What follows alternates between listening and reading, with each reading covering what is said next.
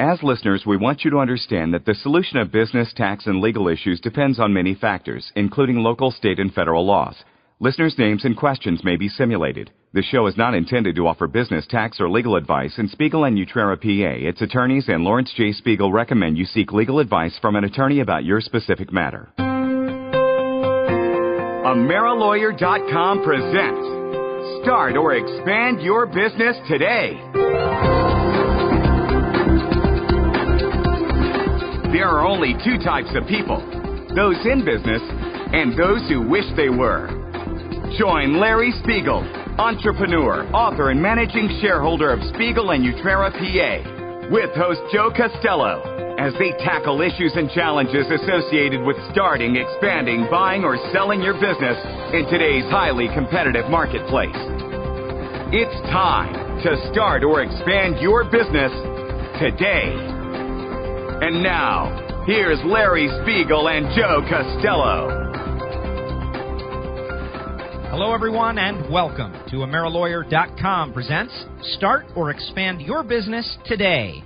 I'm Joe Castello, and once again, we're joined in studio by entrepreneur, author, and managing shareholder at Spiegel and Utrera PA, Larry Spiegel. Larry, we're back again. Well, thank you, Joe. Thank you for having me. I'm happy to be back, and I'm looking forward to helping all the aspiring entrepreneurs. Obviously, we're answering a lot of questions here on the show, and we encourage people to check out the site, AmeriLawyer.com/radio show, where there are more episodes if you don't get your fill here. There's just so many different angles. These questions are coming in from just young people who want to get started, old people who want to wind down, people in the middle who are looking to take advantage of the current climate out there, whether it be in real estate or otherwise. It's just all different possibilities. So it's just a total reflection of the population, and there's constant opportunities out there. An opportunity may be selling your business just as much as one may be starting a business. Or starting a business and selling a business and starting another business and selling another business. That's going on, yes. There are people who are actually really good at just starting businesses, am I right? Well, it's true. It does take time, but each time they get better at it. Well, we do have questions for you today, and there are a lot of people out there who want to get something going. Folks, give us a call, 800-520-7600. If you have a question about starting, expanding, buying, or selling your business, if you got an idea, you want to run it by Larry, by all means, 800-520-7600. It works just like a voicemail, so you can call anytime, day or night. If it's 2 a.m. and you're up at your computer screen listening to the show, or if you're driving in your car, of course, pull over. 800-520-7600. Leave your name and your question, and we may use it right here on the show. You can also email us, radioshow@AmeriLawyer.com. Larry, you ready to hit this week's questions? Joe, I'm all ready to go. I'm fired up. Let's hit it. Sounds great. First question. This one coming from Rob. Hey, my name is Rob. I got a question for you guys. My dad owned a dry cleaning business for a few years, and he recently passed away.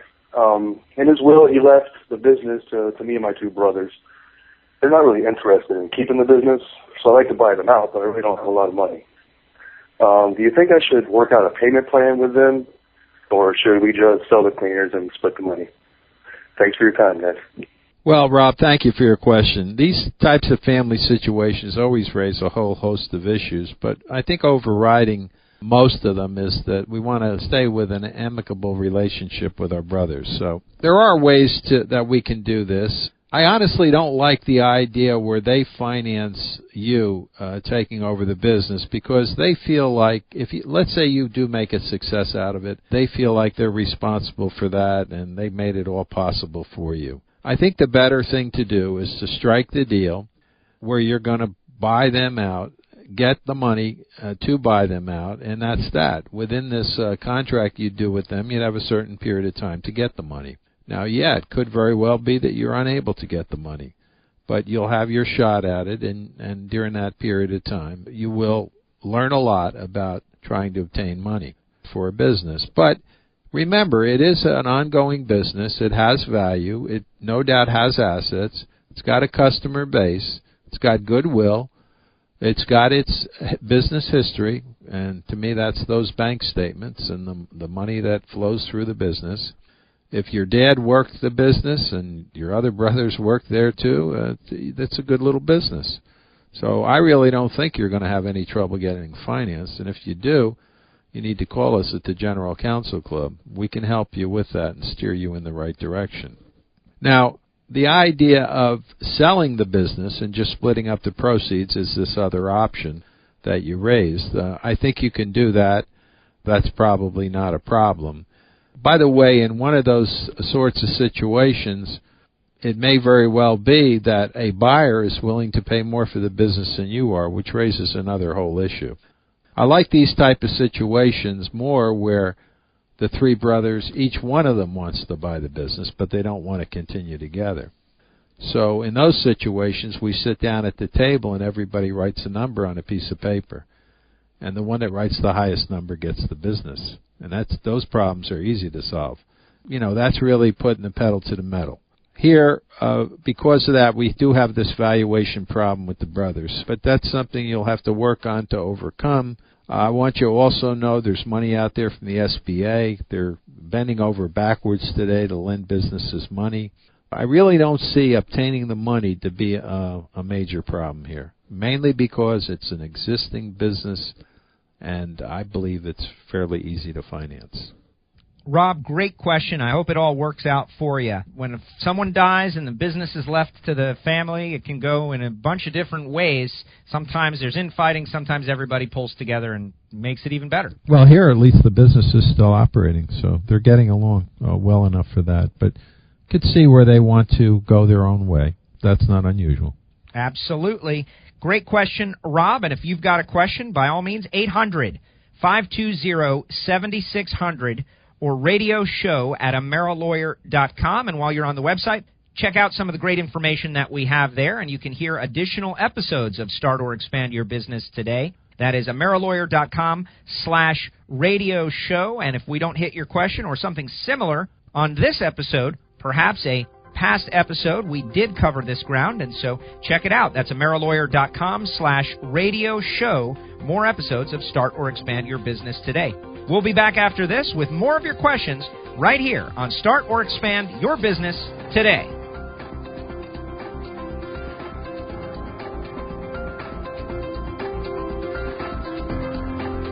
Start or expand your business today.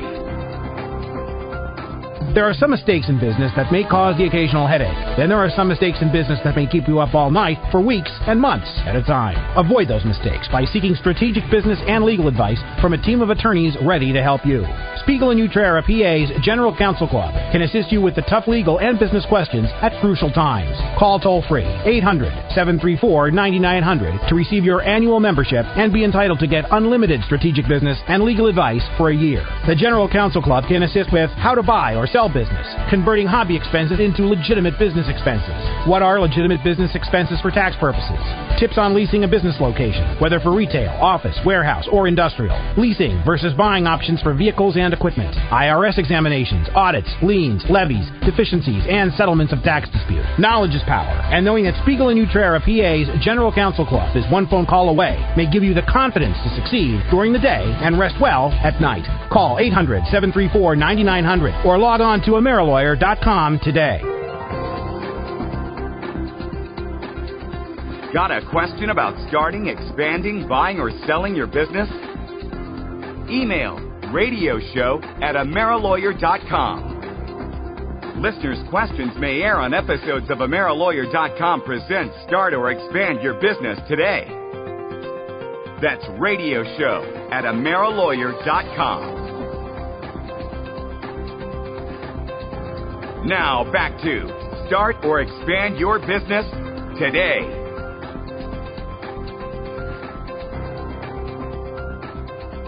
Start or Expand Your Business Today. We are back, Joe Castello and Larry Spiegel. Larry, we got more questions. The questions are stacking up. They're from entrepreneurs all across the country, maybe even all across the world listening to the show, and they're putting you through your paces. Well, I appreciate that. I'm really looking forward to the questions. Each one is different and unique, and they all have different ways you could answer them, and I hope my answers are helpful. 800-520-7600, radio show @AmeriLawyer.com. Next question, this one coming from Alan. Hi, my name's Alan. I've heard the show, and I had a question I was hoping you could help me with. I'm a music artist in a band, and we're looking to buy a tour bus, and as a band, we've currently got a touring corporation set up, and we were wondering if we should put the bus in that corporation, or if we should set up a separate entity to put just the bus in and any costs that are associated with transportation, fuel, and insurance and all that kind of stuff. So anyway, I'd love to hear your answer. Appreciate it. Well, Alan, it's a great question. I don't think there's any doubt at all that you need a separate company to own that bus, because it's a dangerous instrumentality. Anything could happen with that and could get in a horrendous accident. Surely the members of the band wouldn't want to be personally liable for that. Another tip, when I'd set up the company for the bus, I wouldn't want to have any name that was similar to the band or entertainment in the name at all. I'd want to keep it as nondescript as possible. Now, why is that, Larry, to not be entertainment sounding if you're going to create the entity for the bus? Well, we get into an accident. Let's say it's an accident that is questionable liability, that we're not really at fault. The bus is not really at fault. Some lawyer sees the accident report, it crosses his desk because his client has some alleged injuries as a result of this. And you could see where the right name of the band, bus company in there, would pique his interest a lot more than it would be if it was ABC Inc. So that's what I would say. Don't advertise it as being affiliated at all with the band in any way, shape, or form. But in a case like this, protecting yourself against the liability makes a lot of sense. They are putting a lot of miles on those buses. We see it. It happens maybe once a month or so. There's an incident, and this is a core example of protecting your business interests from liability by setting up a separate entity. Plus, the other option here is what? A partnership. There's other band members and so on. So the other option he offered was to put it in the company that was the entity for the band. But again, that would be a mistake, because you're mixing those assets together, and that's a very dangerous asset to put in the pile. Next thing you know, the band is responsible for some things that happened because of the driver of the bus. Well, the band's entity gets to be responsible for something that happens, and that can be quite a problem. Very interesting. Alan, best of luck to you, and thank you very much for your question. Let's hit our next question, this one coming from Mike. My name is Mike, and I hear about people setting up trusts. I own my house, cars, furniture, and some small investments. Would setting up a trust for these things be overkill? Asks Mike. Well, Mike, the reason we would set up such a trust, based on what I'm assuming your circumstances to be, is to avoid probate. So it does make sense to do that, because the trust would own these assets. Should you pass away, they would pass according to the dictates in the trust and avoid probate, so you wouldn't go through a lengthy probate process. However, that type of trust does not afford any asset protection, and it allows you a great deal of flexibility because you can amend it or change it at any time. Other types of trusts are irrevocable, and we would steer away from that, particularly not knowing more information about your situation.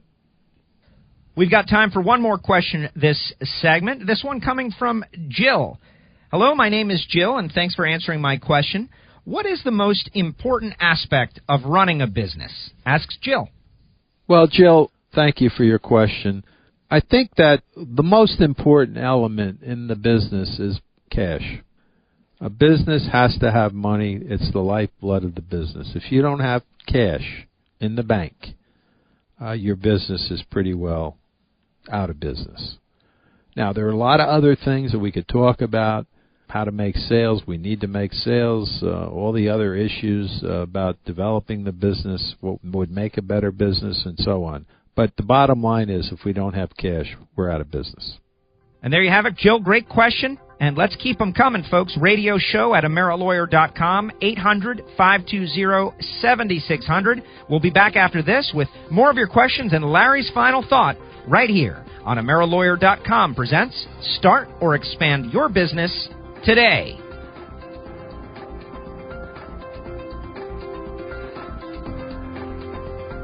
AmeriLawyer.com.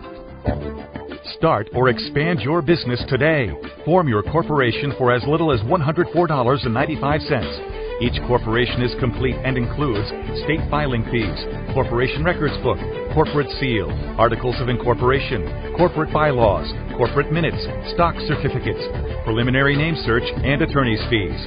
Spiegel and Utrera PA and AmeriLawyer.com can also help you with assumed or fictitious business names, advising on legitimate business expenses for tax purposes, discussing the converting of personal expenses into deductible business expenses, assisting you in developing a service agreement for your business, answering your questions on the advantages of minority-owned business certification, explaining the differences between a corporation and a limited liability company, and the benefits of creating either a regular corporation, S corporation, or a limited liability company.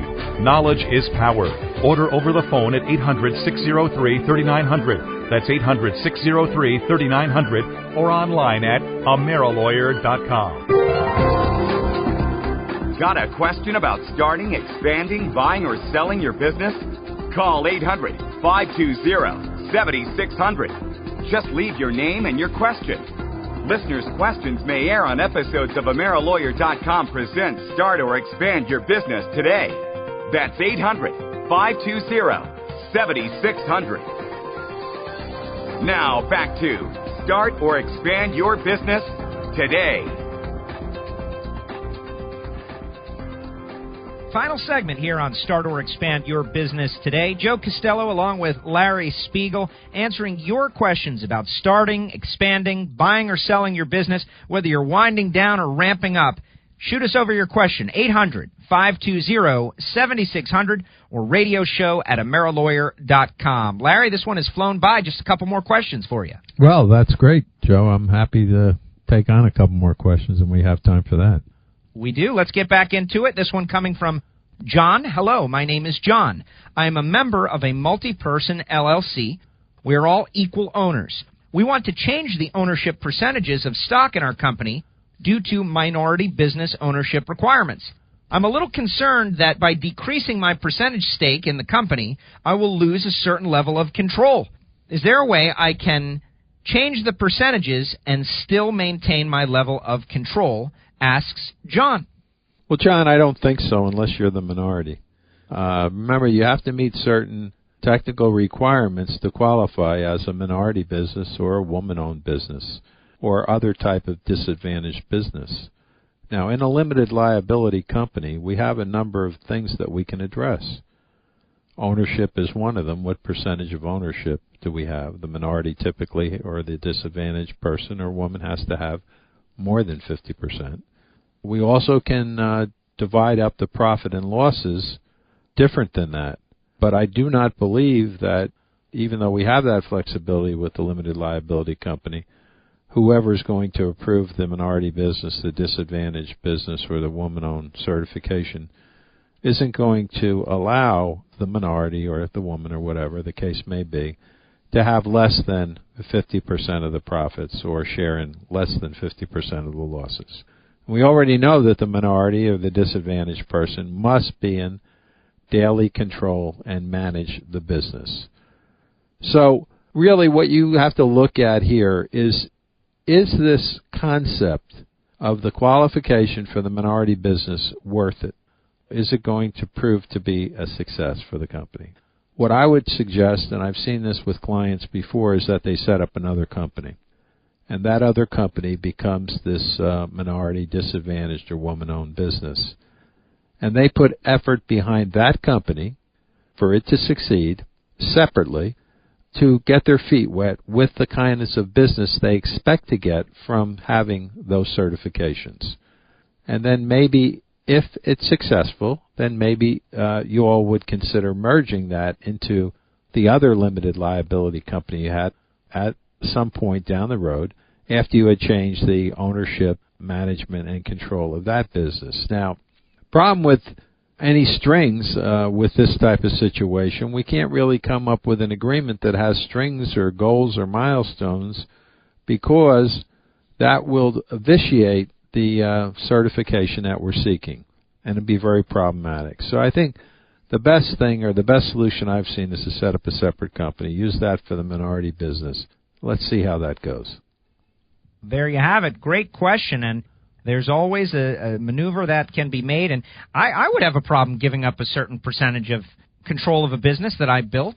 Next thing you know, who knows what could happen? Well, there's a tremendous drive to increase sales and profits in a business, and sometimes entrepreneurs have experienced a situation where they felt like they could have gotten a particular contract, job, or customer, but for the fact that they didn't have that minority, disadvantaged, or woman-owned business certification. And that's a very driving force. So, but like you say, to give up or to change the structure is very difficult, because whenever you have more than one owner, you have to agree, and there has to be compromise, and everybody has to consider everybody else, and that's the situation. Everybody needs to play nice in the sandbox. Mm-hmm. All right, final question of the show, then we'll hit Larry's final thought. This one coming from John. John writes, Larry, I know you have dealt with this before, but could you please give me a few tips on what I should be thinking about to guide me into some of the most important conditions I should consider in coming up with business ideas that then evolve into my business model, which then becomes a successful business? We hope. We hope. Yeah. Well, thanks for your question. Give me the roadmap, Larry. Yeah. The whole roadmap from here to success. All right. Well, there are some things that we should look at to consider. One is the cost of the product or service that we're going to offer. Urgency to purchase, you've heard it before. I'm interested in a cash business or credit cards. I'm not looking for accounts receivable, because what happens, if you have to work with accounts receivable, it's going to hamper your growth, because you're financing your customer, and you don't have the money to grow your business the way you should. Can you, in some manner, consider the repetitiveness of the customer and the nature of their business and how it could relate to you? I'm thinking of setting up something in your business model that requires them to come back for more business with you, whether you give some kind of warranty, guarantee, whatever the case may be. Consider also the competition, because how will you differentiate your product or service vis-a-vis of what's out there already for the customer that you're trying to reach? I'm not a big believer in originality, because I believe that we don't have to be that original to succeed in business. What we have to do is look out there. Success leaves tracks, as I've said before. Find an example of a successful business, replicate it as best we can, and try to manage it and direct it better than the other guy. And I'm not talking about necessarily taking his customers, but using that model as your guide to succeed with your business. Your business may be hundreds of miles away from there. There's the roadmap, folks, and I love hearing you talk about things like that, Larry, because it is kind of a start to finish in terms of concepts, and a lot of people do think I got to come up with the idea that's going to change the world, and that's not exactly the truth. There are dry cleaners on every corner, and they seem to be doing great business. Well, they're out there, and again, it's the execution of that business model, the pricing. There's a whole host of issues that go into, as every businessman knows, all these different types of businesses. But to make a very nice living and to be considered successful, to be able to provide for your family, raise your children, you don't have to invent anything. You can just take a business and operate it properly, and you'll be very successful. That's going to do it for this week's questions. Now it's time for Larry's final thought. You know, Joe, during this show I was thinking about competition. And a lot of times we don't even know who we're competing against. And I think in business it's extremely important for the entrepreneur to know who his competition is, what his competition is, because he's got to focus on that and adjust accordingly. There's a lot of situations where in business you know what your competition is and you do not address it. You don't address that, the reason why they're successful, as opposed to you, and you don't try to match that, you don't try to meet that situation. That is going to cost you a great deal. So knowing what the competition is and what they're doing is very important, because then you can address it and adjust the sales, so to speak. Larry, great job as usual. And to you listeners out there, if you've got a question about starting, expanding, buying or selling your business or legal strategy, give us a call, 800-520-7600. It works just like a voicemail, so you can call anytime, day or night. That's 800-520-7600. Just leave your name and your question, and we may use it right here on the show. You can also email us, radioshow@amerilawyer.com, and check out the site, amerilawyer.com/radio show, to hear more episodes of Start or Expand Your Business Today. Larry, take us home. Well, Joe, thanks for a great show. As always, I tell the listeners, plan your work and work your plan, and everything is going to go smooth for you. Keep those questions coming, folks. He's Larry Spiegel. I'm Joe Castello, and we'll see you next time right here on AmeriLawyer.com presents Start or Expand Your Business Today.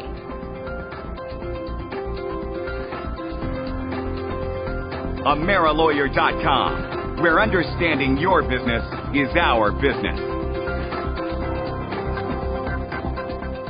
There are some mistakes in business that may cause the occasional headache. Then there are some mistakes in business that may keep you up all night for weeks and months at a time. Avoid those mistakes by seeking strategic business and legal advice from a team of attorneys ready to help you. Spiegel and Joe PA's General Counsel Club can assist you with the tough legal and business questions at crucial times. Call toll-free 800-734-9900 to receive your annual membership and be entitled to get unlimited strategic business and legal advice for a year. The General Counsel Club can assist with selecting a legal and tax structure for your business, building business credit, when a trust should own your corporation or limited liability company, what are the benefits of forming a corporation or a limited liability company, what are the differences between a corporation and limited liability company, using employees versus independent contractors. Knowledge is power, and knowing that Spiegel and Joe PA's General Counsel Club is one phone call away may give you the confidence to succeed during the day and rest well at night. Call 800-734-9900 or log on to AmeriLawyer.com today. AmeriLawyer.com, where understanding your business is our business. Get your business going with Start or Expand Your Business Today. Take charge of your business each week with Start or Expand Your Business Today. For more episodes of Start or Expand Your Business Today, log on to AmeriLawyer.com/radio show. That's AmeriLawyer.com/radio show.